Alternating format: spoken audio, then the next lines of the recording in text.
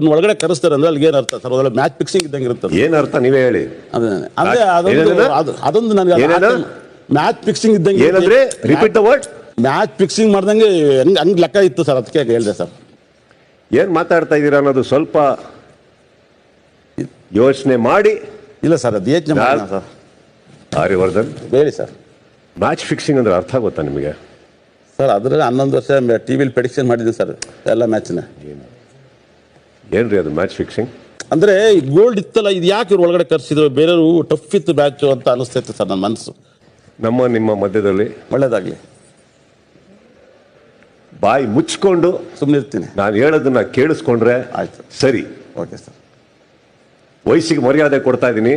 ಈ ವೇದಿಕೆಗೆ ಏನಾರ ಮರ್ಯಾದೆ ತೆಗೆದ್ರೆ ಸತ್ಯವಾಗ್ಲೂ ಹೇಳ್ತಾ ಇದೀನಿ, ನಮಗೂ ನಿಮ್ಗೆ ಬೀಳುತ್ತೆ. ಆಯ್ತು, ಆ ಥರ ಏನು ಆಗೋದು ಬೇಡ ಸರ್.